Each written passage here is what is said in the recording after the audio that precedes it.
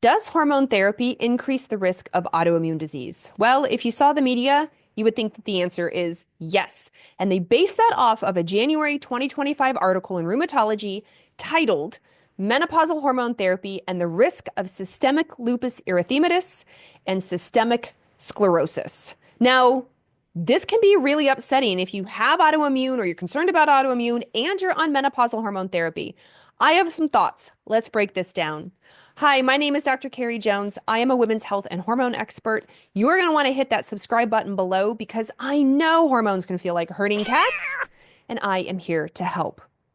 Now, let's dive into this study, and I'll give you a little bit of extras to ease your fears. So, first of all, they specifically looked at lupus. They didn't look at all autoimmune disease out there, but you wouldn't know that based on a lot of what media says. So if you have lupus, if lupus is your biggest concern, this is definitely the video for you. They haven't really looked at the other autoimmune diseases, and I want to put that right up there at the front. The authors say that lupus and systemic sclerosis are a lot more common in women relative to men because of the sex hormone difference, and that's true. On average, women are diagnosed 8-1 over men, and they're typically diagnosed between the ages of 15 and 45 years old. So you can see that's like well below the postmenopausal age range. So in the study, they wanted to see if menopausal hormone therapy increased the risk of lupus or systemic sclerosis. They looked at 943 women with lupus, told they have lupus at some point after menopausal hormone therapy.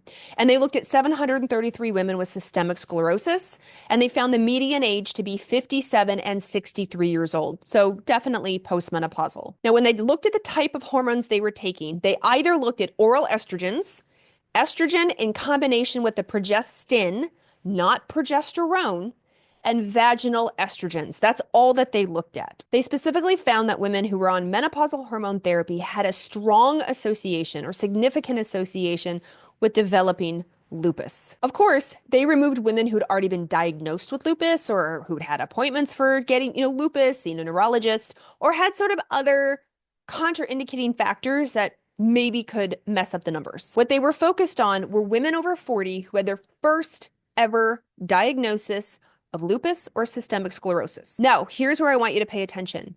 The average person trying to get diagnosed with lupus, honestly, autoimmune in general, if you have autoimmune, you probably understand, takes about 6 years, depending on where you look. So let's say it averages 6 years for you to get a diagnosis. And you know that lupus isn't like a cold or a flu where it develops within a day or 2 or 3. Like it takes years to develop lupus to the point where you're going to get symptoms. So one of my first gripes about this is if you are menopausal and have been told you have lupus, but they don't address this in the study, I'm like, well, how long have they been trying to get diagnosed? Did the symptoms come out of nowhere? How long has it been progressing? Did they have symptoms of lupus in their younger years, perimenopausal years, but it was chalked up to something else? How often are women sort of blown off as like, oh yeah, those symptoms you're having, that's probably just early perimenopause, when in fact they were full on developing lupus. Finally, eventually they get in to see a doctor and are diagnosed with lupus. I don't know. None of these questions were answered in the study. My other question around the study are the types of hormones that they used. It's true, they did look at estradiol and estriol. Those are two bioidentical estrogens in the body. What they didn't separate out are if the estradiol and estriol had an increase, a neutral, or a decreased risk. They lumped everything together. You were either on oral estrogens, combination with a progestin, or vaginal. Those are your only options. When they put the chart up of all the names and types of hormones, estradiol and estriol are at the top to differentiate, and then under it, all the rest of it are synthetic estrogens, synthetic progestins. They had the birth control pill on there. I mean, they were really looking at a lot of things that had me go, really? Like things that make you go, I don't know. I just wanted to put it out there that I'm a little suspect that it's an automatic significant association when they're looking at 10 or 12 different things. Most of them are synthetic, and in fact, some things are like the birth control pill with drospirenone in it, which some of you may know as Yaz or Yasmin. Like that's not, I mean, I guess you can use it as menopausal hormone therapy. I know the birth control pill can be used, but at the same time, it's not like the first thing that I think of, most of it. So when they're looking at this evaluation, I have a lot of questions. I also looked up other studies of women who have lupus and when they get flares. For example, I looked to see if systemic hormones cause flares in them, even the birth control pill, and that was even pretty mixed. In fact, a lot of the studies I looked up said nope, didn't really cause much of a difference. Some said yes, but a lot said no, that women didn't notice a difference. Not to say if somebody has lupus, doesn't raise their hand and go, I did. I had flares, and I know I had patients with lupus who said I got flares during pregnancy. Well, that's a pretty big hormone surge in the body. Or I had flares at ovulation, or I had flares before my period. That's not an uncommon thing, but it's not absolute in not everybody. So to have this study that says, like, in conclusion, in fact, the percentage was huge.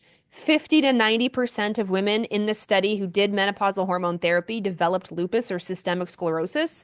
I was like, wow, that's massive. We should probably dig into that. Now, they do go on to say that, of course, more research is needed. But I would like to take a step back. First of all, I have a serious side eye to the media who announced to the world like hormone therapy increases the risk of autoimmune disease.